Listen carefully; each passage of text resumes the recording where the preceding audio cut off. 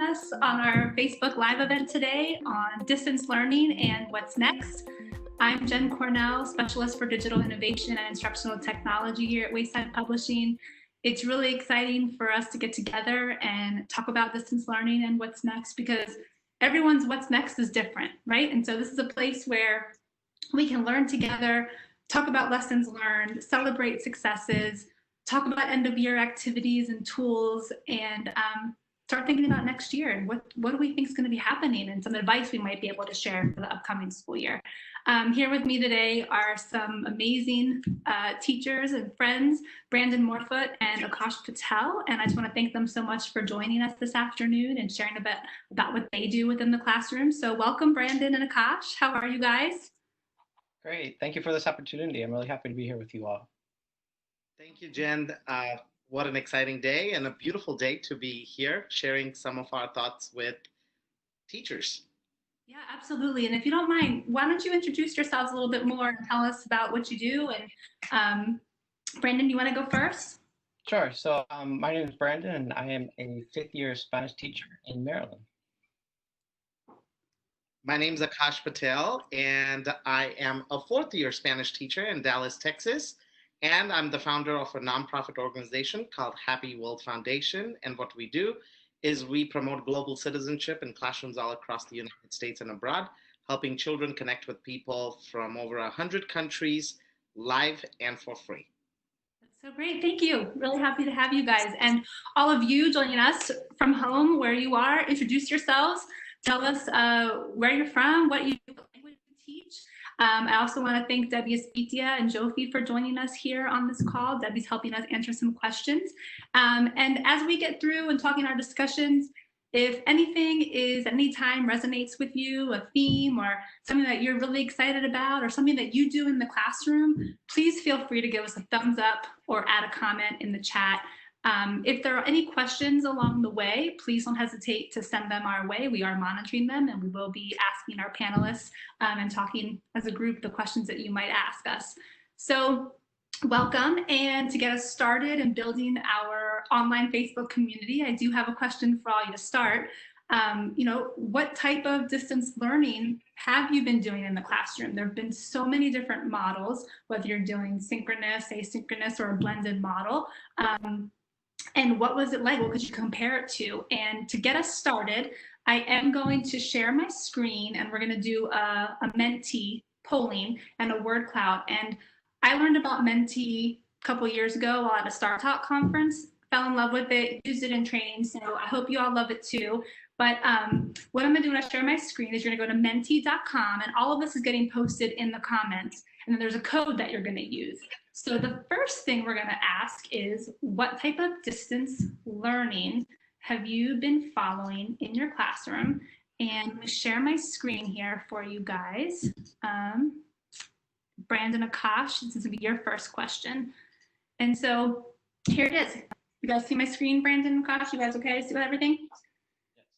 So go ahead and go to menti.com and type in the code 994386. What did you do? Was your district using synchronous instruction and that you had to, be live with students all the time? Asynchronous, where students learned self-paced, or blended model? So it looks like we start off with some blended. Akash, what type of model did you follow in the classroom? Starting off, it was synchronous, but I think we're using more of a blended model where we are doing a bit of online instruction every week, and at the same time, also sending out instruction that kids can access after their online instruction. Yeah, blended. How about you, Brendan? What type of model did you guys follow? So we're also using blended. We have Meet sessions for about 45 minutes each day. We split up the periods throughout the week. So period 1, for example, will go on Monday. And so we have about 45 minutes each week to check in with our students virtually. And then the rest of the week, they have an assignment that is posted on Monday, and they turn it in by Friday. And basically the Google Meet sessions serve as their time to check in with the teachers, ask any questions, clarify any doubts. So the blended model is working quite well for us. So great. It looks like most of our group today is doing the blended model with some doing asynchronous. So that's what we expected. Most people are doing that blended happening, and that way you can still check in with students and yet still give them that remote instruction of self-paced and letting them pick and choose some things to work on.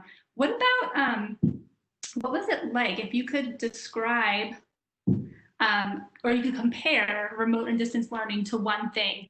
What would it be? So for example, I've heard people say it's like a roller coaster, or it's like riding a bike. That's more than one word, but gardening or a puzzle.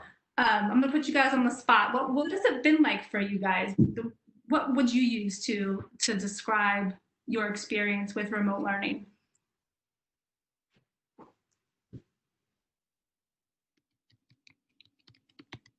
Brandon, gosh.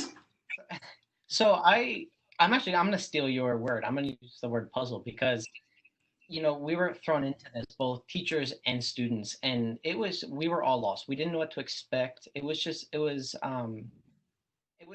hard to adapt to, but I believe that we've gotten over the hill, and I think we are really working well together, both as teachers and students. But at first, it was definitely a challenge because it was something that was completely new to all of us. But we have 3 more weeks of school, and at this time, I feel like both the students and teachers were also comfortable, and this has become our new norm. That it's becoming natural to both students and teachers now. Yeah, I see people saying preparing for the unknown, like you're traveling into the unknown, joy, a tunnel, teeth grinding, and joy, frustrated, because it was all these emotions, right? You guys are rock stars because everything that was just thrown at you, doing everything imaginable at an incredibly fast pace with all varying tools and resources. And so I just want to applaud you all and thank you. And Akash, did you want to add anything to that? Absolutely, Jennifer. I had a different experience. I used the adjectives joy and organized because we went out and we were on a lockdown right at the time during spring break. So kids were out. We knew they were going to be out for a week, and we knew we were not going to be coming back. So the reason why I used the adjective organized is because our leadership team got together. The week after spring break was an extended spring break because of COVID-19 for the kids. So we didn't waste that week. The leadership got together, the teachers got together, and we trained every teacher into what distance learning was going to look like. And the Monday right after that extended spring break, we got all parents through an email blast, through a telephone blast, to join us in a distance learning training. So we had over 75% of our parents trained in distance learning, and that's why I use the word joy and organized, because I think it depends on what kind of leadership, what kind of teammates you have, and their willingness to adapt to something like this.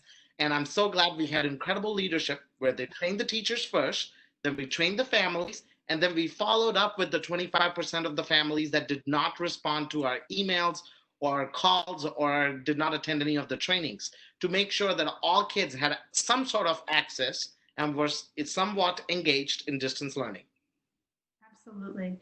Yeah, and I think all across the U.S. we'll hear different stories of how distance remote learning rolled out to districts and schools. And if we move into the phase and talking about what's next, and I think we have to reflect on where we've been and the things that we have had to overcome, and the resources that have been made available to us, and what have we learned. So for all of us in this experience, maybe your next step is reflection and reflecting on the experience that you've had and what you might change going forward, because I think we can all agree distance learning isn't going anywhere, right? There's going to be times of crisis and times of need, and whatever that may look like. So that shaping of education and transforming how we interact with students and engage our families and community is key. I also know going into this, I feel like everyone was bombarded with so many different tools and resources, and it was like, which one do I pick? Do I pick this one? Well, this one didn't work. Let me try something new. And it could be overwhelming, but what was your favorite part about, or what has been your favorite part, most memorable part about teaching remotely? Brandon or Akash, either of you can chime in first, but you know what? Go ahead, Akash. Is that Brandon, I think it was Brandon. Sorry. For one, I think that actually this experience has really shaped it's going to shape education quite drastically. I mean, my favorite part about this virtual learning was just seeing how many actual resources and tools are out there that we can use in the classroom, and then not just now, but when we return to the building itself, there's so many tools out there that I was not aware of that I've learned and used throughout this experience. And I just have to say that that's probably my favorite part is I've learned about all these new resources that are out there that I had never utilized before in the classroom. So that's my favorite part about this experience. And we're going to ask you to elaborate a little bit about some of those favorite tools and experiences. But I see a comment from Debbie. Elena, thank you so much. Definitely, she says it was definitely very organized for her and no improvisation on the spot. So thank you for your comment. Akash, did you want to add anything to that? I'll second what Brendan said, that, this pandemic has given us all an opportunity to reflect. Hey, we've got to be tech savvy teachers. If this is not the time, when is it going to be the time to start using technology? So technologies that I was not comfortable using, I had to start getting used to using them because that's the only way I was going to be able to reach my kids. So technology would be one, but another favorite part of this whole thing, I got to know my students so much better because I got a window into their homes. I got to see where they were coming from. I got to see their struggles or experience, their families, their cultures, just their ways of life. And I thought I got to bond with my students on such a deeper level through this distance learning than I could ever have in a school setting.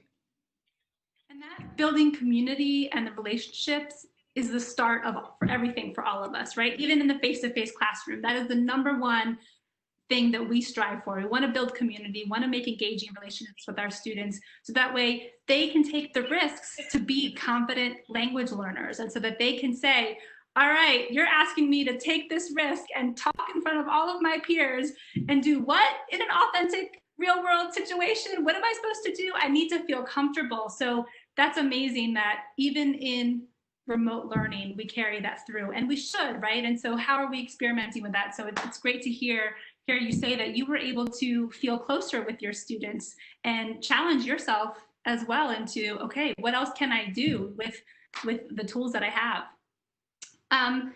Our what's next for moving along in remote instruction might be, hey, I have to clean out my classroom, or I have to stop by and pick up my materials, or I still have 3 weeks left of instruction. What am I going to do with my students to keep them engaged? And how can I make sure they're still using the target language and processing and practicing with each other? Or I'm done for the summer and I'm thinking, this is a great time. I've had some time to think through and reflect, and now I'm thinking about the start of the school year. So that relationship building should be ongoing. But for you guys, what is something that you're planning on doing with your students to close out the school year? I know, Brandon, you have a couple more weeks, and Akash, you ended already. So what did you do, or what are you going to do? So, that's a hard question because there's so much unknown still at this moment. But one of the things that I do plan on doing is utilizing Flipgrid in my classroom. So I think throughout distant learning, it has been very difficult to engage students in interpersonal conversations. And I found that Flipgrid is one of those resources that we can use to get the students interacting with each other or interacting with me as their teacher. And what I plan on doing for the last few weeks is I want to have a few students submit some videos of what their plans are for this summer or what they're most looking forward to after this quarantine is over, so they can post their videos and then comment back and forth to each other in the target language. So I cannot wait to hear what my students' responses are to that, because I know a lot of my students have been emailing me or messaging me through our online platform and saying how bored they are and just how much they want to get outside and explore the outdoors, be with their friends. So by incorporating that into the classroom in the target language, I'm really excited to see how that folds out with the students. I'm glad Brendan mentioned Flipgrid. because my school, we're already out. We're out for summer break. We use Flipgrid in multiple ways, like not just to gauge students' interpersonal skills, but we used it with our virtual end of the year dance. We used it with our virtual end of the year talent show. So we had to go virtual with a lot of these things that kids are used to for the end of the school year. But speaking of interpersonal communication and Flipgrid, I also want to share a resource that, you could connect with people, real people, authentic speakers, native speakers from different countries using so many different platforms that are available to teachers for free. So if you still have 3 weeks of instruction left, I mean, you can reach out to our nonprofit. We have over 1,200 speakers from 150 countries that will come and talk to your students via Google Meets or via, Zoom or any other platform that you use, and spend 30, 45 minutes mystery hanging out with your kids, where your kids would have to ask questions in target language to find out where they're from, or they would just engage in a conversation about the theme for the day. And it's all available to you for free. The other resource I have is Skype in the Classroom. It's a program offered by Microsoft. So that's another incredible resource with lots of free, absolutely 100% free speakers. And if you are a primary school teacher, like if you have a FLES program, which is foreign language in the elementary school, I have another resource called Empatico, empatico.org, which sparks empathy in communities. And this particular organization also connects elementary students with people from all around the globe, live and for free. It's just that the teachers have to be willing, just like you dared and challenged yourself to use Flipgrid, to use Nearpod, or to use any other resource. You can challenge yourself to add somebody on your Zoom and have them call and speak to your classroom and share a new culture with them. I mean, what a way to develop insight into products, practices, and perspectives, right? And build that interculturality. And all of these tips and tools that we're sharing out will be linked to everybody in the comments. And I'm sure people are wondering, oh my gosh, how can I do this? And so just reach out and we'll be sure to connect everybody. I see some comments coming through. Terry saying, thank you so much for making sure that it's good insight. It's really counterintuitive, Akash, that you were saying you get to know your students better by not being physically with them day in and day out, but that you could still bridge those gaps in technology by seeing everybody on the screen. And Rhoda, hi Rhoda, says Flipgrid is fantastic. They keep improving the app to make it more accessible. And Michelle, when I taught virtual school, I got to know my students as individuals instead of as part of a class. And that relationship is key. And also I want to come back to the point of accessibility, right? And knowing that technology, while can do some amazing things, you want to be specific and intentional with the technology that we use in the classroom. It should serve a purpose, right? And so knowing that not all of our students do have access to technology, what are some ways that you guys have had to bridge any gaps and accommodate students that maybe didn't have internet access or couldn't complete a task because of the technology access piece? Were you guys able to, or your district, share tools and resources? Were you guys able to bridge any of those gaps? Either Akash or Brandon or our participants online with us. Please share out. Yeah, so I know before we began the distance learning, that was a concern of everyone. Some students, they may not have a computer at home, they may not have internet access at home. They may live in a studio apartment with all their brothers and sisters around them at one time. So we're very fortunate in my district that we were able to provide our students with Chromebooks and some students with hotspots as well. So that was definitely a big relief when we heard that our county was able to provide our students with that. But we've also been able to, since we use Google Meets as our platform to meet online, we have our 45-minute check-ins each week, and the check-ins are not mandatory. They're only there for students who really have to clear up any doubts, or if they want to talk with the teacher, if there are any questions that the students have. But they're not mandatory because we know that there are some students who just do not have the access at home and who may not feel comfortable turning on their camera and having other students seeing into their house. So we, for one, like I said, we've been very fortunate that we've had those resources provided to us, and we've really been able to work around any challenges that we may have faced throughout the distant learning. And following up on what just Brendan mentioned, I work in a large inner city district in Dallas Independent School District. We're fortunate in our district that every student has a laptop. So even before we went out on our spring break, we were foreseeing the worst case scenario.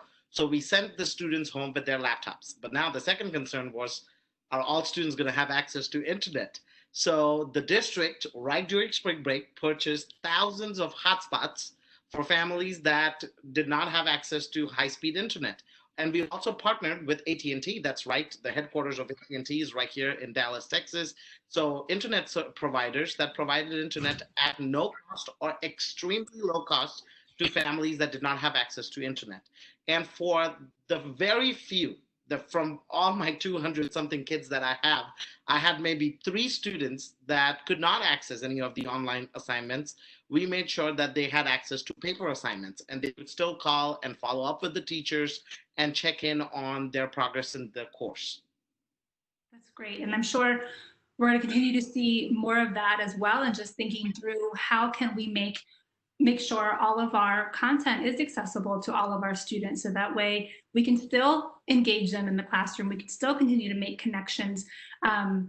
So I encourage all of us to seek out in our district what are those providers that are offering those free resources, and we'll link some accessibility resources in the follow-up comments to everybody, so you guys can have kind of all the sources that we're talking about and links and those type of items.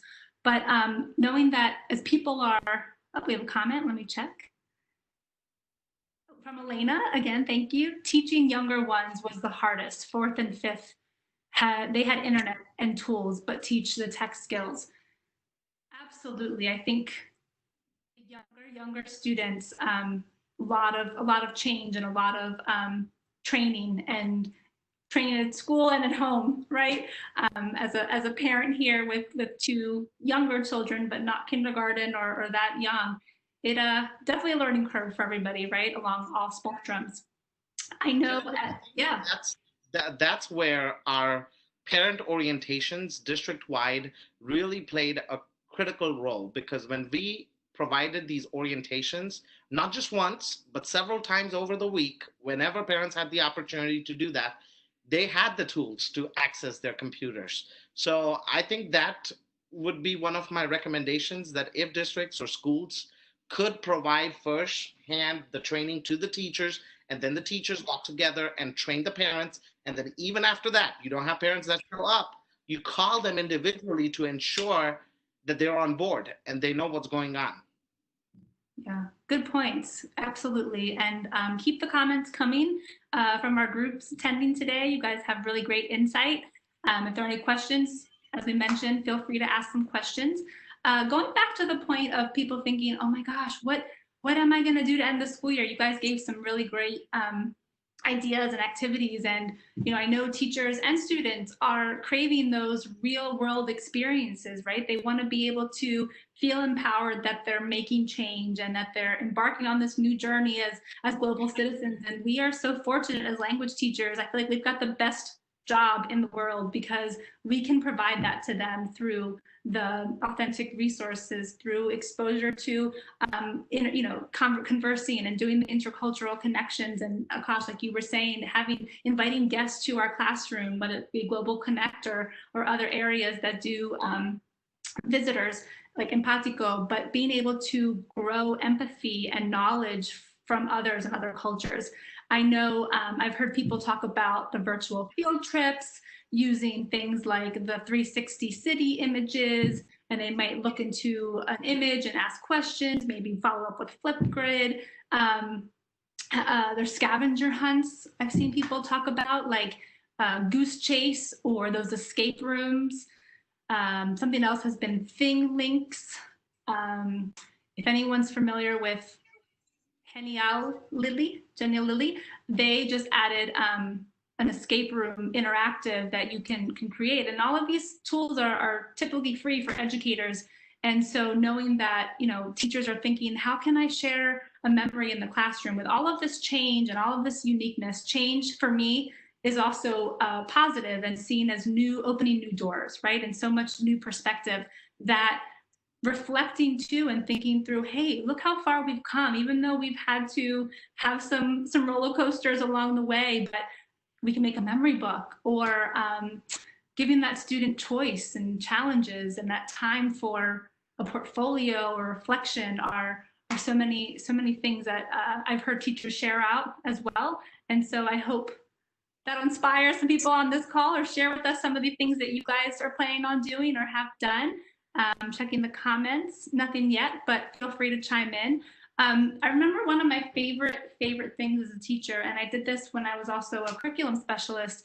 I used a site called futureme.org, and I had my students email themselves, had them write a letter, reflect, and in the target language, where you know, teacher can have choice about how they want to handle it, or they can have students write it on paper, and then they select the date in which they want that email to come to them, and it'll actually allow you to, so you get it in the future. And I remember after we did that activity and following up, the kids would come back and say, oh my gosh, Senora, I got my email that you had me write about myself so long ago. And I did it with teachers, and it just provides really good self-reflection. So if someone's looking for something that's something very simple but still can use language, futureme.org.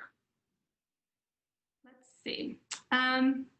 Question from Rhoda. Akash, since you were already done for the school year, how did you have students reflect on proficiency growth, if at all? Okay, that's a fantastic question. I read it while Jennifer was making her final thoughts. So I think that question is from one of the teachers in the audience. So I want to talk about a couple things. One of our greatest weaknesses during this distance learning was holding students accountable for their work. As a district, as an entire city, as a district of over 100,000 kids, we kind of failed in ensuring that kids who were trained and families who were trained in distance learning, and we had to ensure that they were attending class every week. Now, following up with 200 kids to see if they're attending class every week was quite a challenge. So it was a pass-fail semester, where if we had established contact with the student, and if the student had attended a core content class, we mostly passed over 99.9% of the students this semester. So in terms of growth, I had some very dedicated students who attended class every week, who completed their assignments in the blended curriculum every week.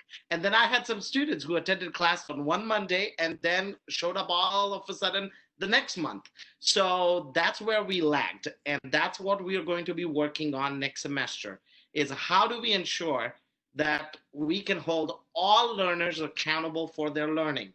Just like while they're in the school building, if they don't attend class, their families could be held for truancy. I think something similar needs to be established, because we're going to have significant academic gaps as the students go from this semester into the next semester.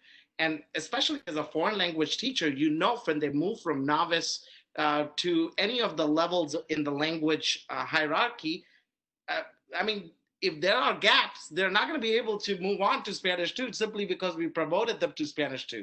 So for me, it was mostly qualitative assessments of what they were doing, qualitative assessments, not quantitative, because I didn't provide any tests of any sort. It was mostly these flip grid activities. It was activities where the students got to interact with somebody from a different country. And those are mostly notes I took of these kids to see how far they have gone. But I know for a fact, Jennifer and the teacher who asked this question, that several of my students have significant academic gaps in that part of the semester because they didn't make it to class, or they didn't complete the assignments that they were supposed to diligently. When I say diligently, it means they completed it on one week or the other week, and then they forgot about the next week.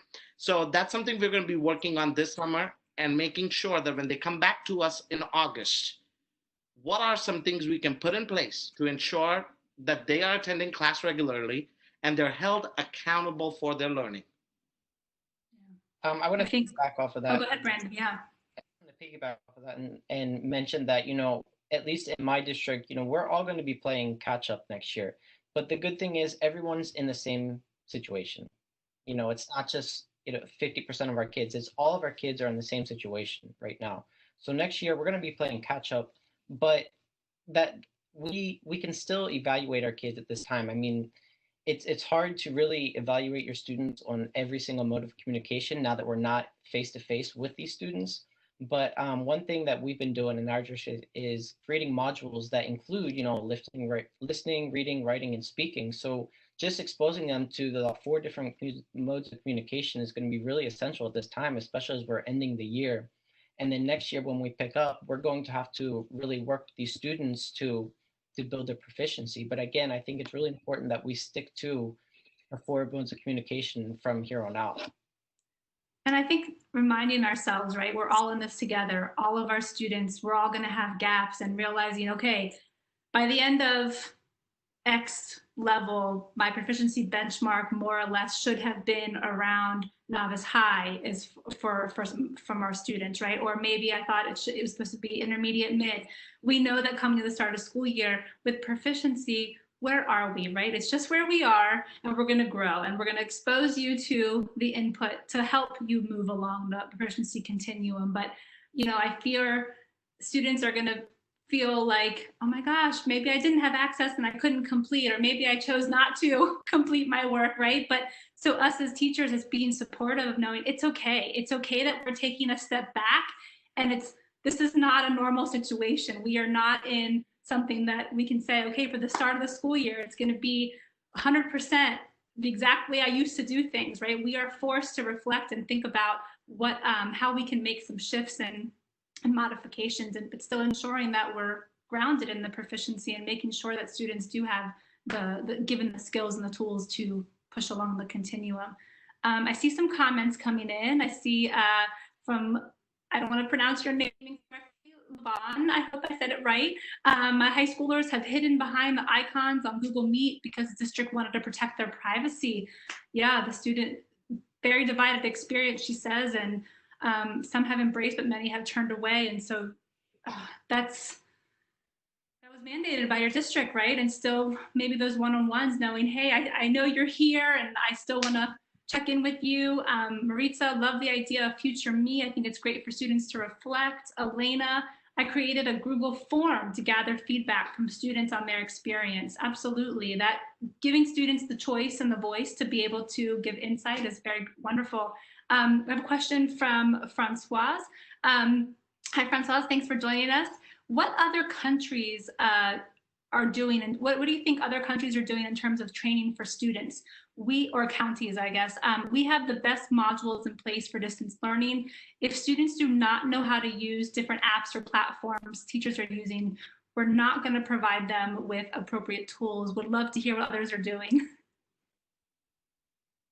you need me to repeat, I can. So just knowing, like, what are the other, if people don't know how to use apps or platforms, what are some things maybe happening in your districts or things that you've been hearing or seeing along the way? I have a link that I'm going to share out. It's through ISTE, the International Society for Technology Education. They are offering some free training on how to use tools like a Google Meets and some of these online platforms that districts are mandated to use. So we'll be able to link that to you, Francoise. But Brandon and Akash, did you guys want to add to that? Jennifer, I just want to follow up really quick on what Lavon asked, or what Lavon's concern was. Sure. She mentioned that the students were blacked out because of privacy concerns. So in those situations, what I did particularly, I used a platform called Nearpod. And Nearpod just gives you instant feedback, and it tells you what students are connected, despite the fact whether the students were on camera or not. So I would know for sure Timmy or Juan are on question number 1, and they have responded to that question just like you provided the poll questions and you saw that people were responding. But in a platform like Nearpod or Pear Deck, you can see what students are logged in, and you can see what they have answered or if they have not answered, and it gives you constant checks for understanding. So there's no excuse there that, hey, their cameras are off, I can't tell if they're engaged, because this platform would give you every minute some sort of feedback that, is the student engaged? Is he answering the questions that you put in there? Is he responding to the reflection? So that's where I think it could really help her students that she thinks she has lost. Great insight. And comment. we'll make sure those are all linked to everyone in the comments. Brandon?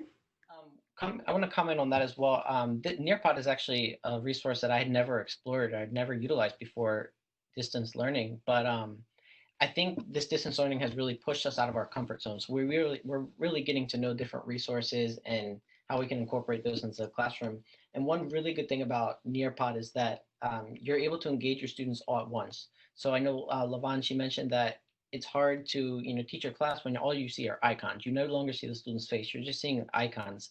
But with applications such as Nearpod, you're all students can participate. It may be a written response, but you know that you're engaging all your students at the same time, and at the same time you're able to give them live feedback.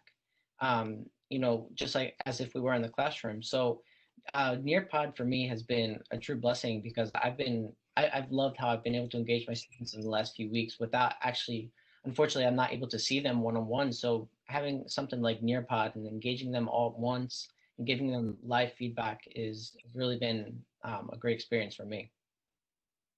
Absolutely. Thank you. And we got some questions in there saying, is Nearpod like a Pear Deck? And yes, Nearpod and Pear Deck are similar. Again, we'll link everybody in the comments to that. And like I said, going back to Francois's question, I do have a link that I'll share out that there are some trainings happening recurring throughout the summer that will train people on these tools for free through ISTE. So we'll be sure to link that. And if we haven't answered your question, please just reach out. We're happy to continue, make sure we're answering and commenting on what you're asking. I see a question from Sixto. Hi, thanks so much for joining us. How did you maintain a level of accessibility outside of normal class time for students? Did you hold certain office hours? And, that's where I want to comment because Brendan mentioned, he had this check-in time with his students. In our district, we followed a different model where every teacher was required to teach once every week for the 45-minute or an hour-long period. And for the rest of the days, we had specified office hours. So students could check in with us. And during those office hours, which were not ridiculously long, because otherwise teachers would have to be in front of that computer, they were just maybe like an hour every day.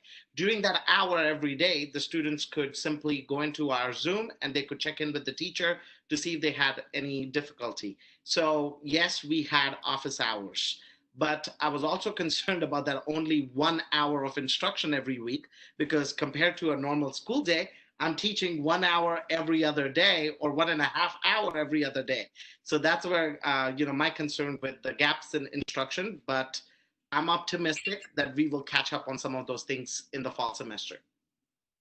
Yeah, and so I want to move into the what's next, the theme of what's next, right? We've talked about reflecting, we've talked about end of year activities and what we've learned and what we might be planning. And now what's next is what's all on our minds right now is the start of school year is happening. And for many of us, we don't know what that's going to look like. We can't anticipate, is it the same model we've been following for the past several months? Is it going to be different?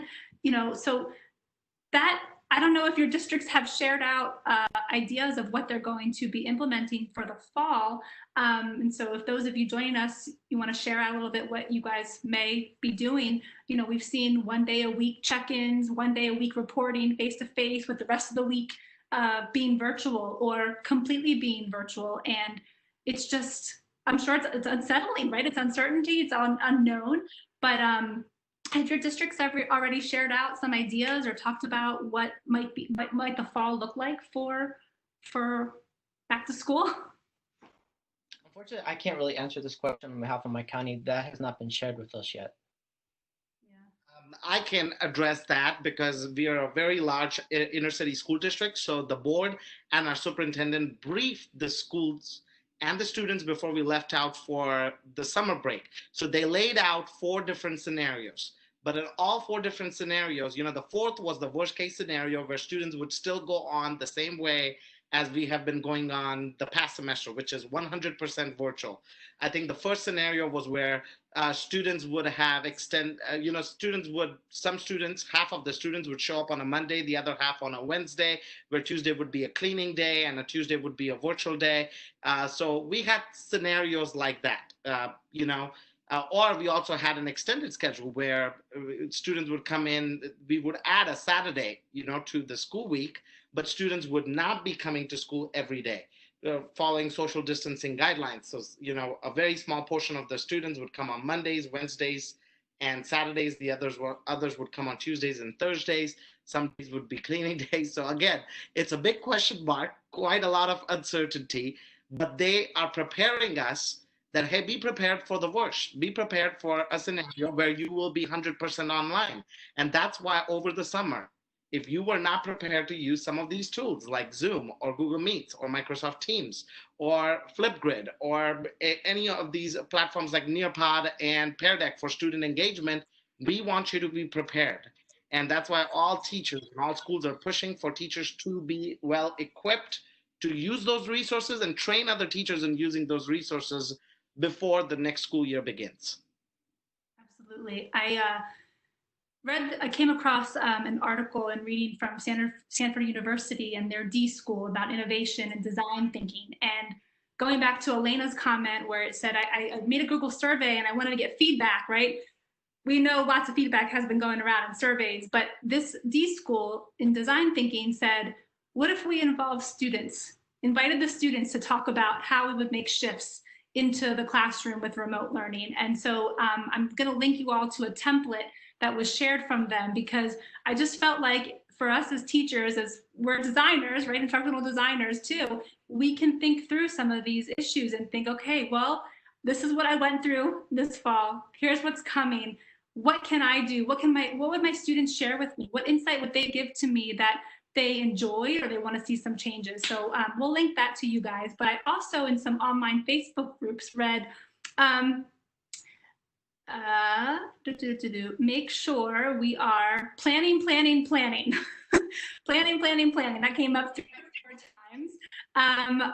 It also came up that for us as language teachers, and I'm quoting some groups that I was on, that teachers had shared some advice, and what they would recommend would be, because we're proficient, we're focused on proficiency, we allow students to always show what we can do with languages. We're in a great spot, right? That bridging the gaps that we were talking about is going to allow us to take students where they are and push them wherever they are on that path. But being organized was another key advice, as well as being consistent, because being consistent in using the same tools, being consistent in where teachers place activities for students, so that way they always know where to find X material. So also they said, make sure you're using authentic resources, because it'll ground us in cultural perspectives. What do you guys advise? What would be the advice that you would give teachers with us today on what to expect for the start of the school year, and what can we do? What might you be exploring, or what might you adding to your programs? It's really important to maintain this level of normalcy. I mean, we really need to get our students comfortable with what we expect from them. So now as we end the year, we really need to get our students comfortable with those proficiency rubrics that we've always used before. But now it's more important than ever, because we need to provide consistency for our students. So setting our level of expectations now, it's going to be an easier transition into the next school year, because they're going to know exactly what are we expecting from them as students. Although we're not here face to face, we still have the same expectations, and we still really want you to build your proficiency. So really getting them comfortable with our expectations and having them reflect on their own proficiency is just as important. I mean, we need to have them grading themselves, input from a teacher, and having it's just as important to get your own input, your own reflection, as it is from the teacher's side. So I think we really need to get our students comfortable and just maintaining this level of consistency, so that there are no surprises when we possibly return in the fall. Great thoughts, Brendan. And I just want to add a couple things that building teacher capacity is so crucial in this process. Like, if our teachers are not well trained, are not well motivated about what we're going to be doing and the platforms we're going to be using, I think it hampers that consistency. Because if we have a school-wide consistent staff where everybody knows that, hey, school-wide we're going to be using Zoom, or hey, school-wide we're going to be using Microsoft Teams, kids too get used to that consistent environment. Because if one teacher's using Microsoft Teams, the other one's using Google Teams, it's just so much confusion in the middle of a pandemic. So we need consistency for sure. But at the same time, we need to make sure that our teachers are taking care of themselves so that they can get well trained to do some of the things that we are expecting them to do. And they have to be trained no matter what. They may be the ones that say that, hey, I'm not tech savvy, but this is the time. I mean, if not now, when are you going to be tech savvy? Because now is the time for distance learning, and they've got to be tech savvy and use all of these tools to hold students accountable. That self-care and that training is key. And so, like I said, we're going to link you to some resources that are offering some free training around stay in our group, and you'll see some other links coming out across the next couple of weeks, knowing that we're going to hit the ground running again, right? And so we want to make the time to have our platforms ready, whatever that platform will be, whether it's a school district mandated learning management system, or if you saw our Bitmoji virtual classroom and you've hopped on the Bitmoji virtual classroom craze, please share yours in the comments below. But that's a platform where teachers can link things out to all the different tools that students use. And so that's one way, whether it's a Google Classroom, whatever your method is, and get used to it now and feel comfortable and take that time to check it out. And well, like I said, we'll link you to some additional resources. I want to ask, you said self-care, and I want to ask you guys, what's something that you're going to do just for you over the next several months? Maybe not teaching related, whatever that self-care personal thing is for yourself. Hard question. I haven't even thought about that yet. You know, distance learning has been such it's just a change in pace for us all. So it can be overwhelming at times, but I think you really need to know what is the appropriate time to check out. So on a Friday after 3 o'clock, you really need to close the computer and not touch it again until Monday. I think, what I'm going to do this summer, I don't know what I'm doing this summer, but I definitely am going to relax. Unfortunately, we can't travel, but I think, just giving yourself that time on the weekends is really important. Having that family time and having time not to, stress about what are you going to see next week in class? What are we going to talk about?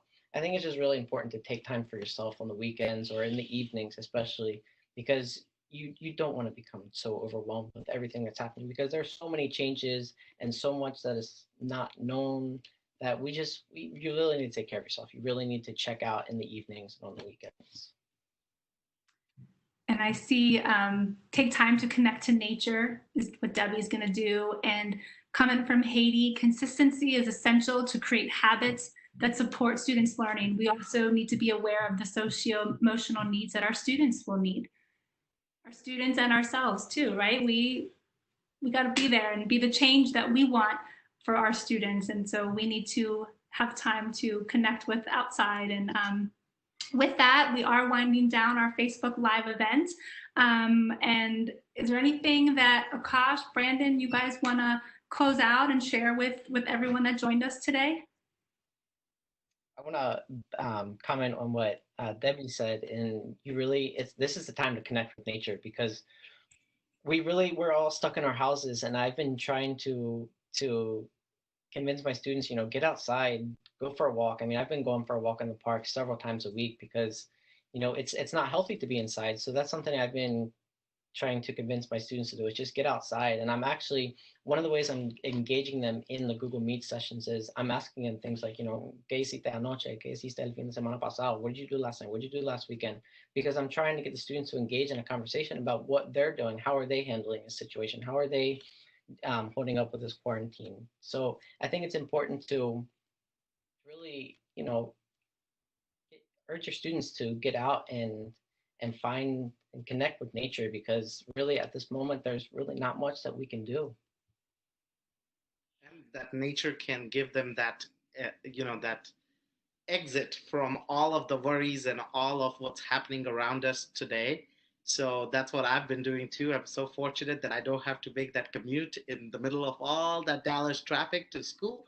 So I have that extra time, and I'm like, ever since I was a child, I wanted to learn a new language, but because of our crazy school schedules, so for the last 2 months, I've been spending some time learning Portuguese. and I'm gardening, so I'm growing my own food, and I'm learning how to cook. So there's so many things that I always wanted to do that I kept procrastinating, and I'm like, I've got all the time right now in the middle of the pandemic when we went on a lockdown, and now that we are in summer and we can't travel. So take care of yourself so Absolutely. you can take care of your scholars. Absolutely. Take care. Well said.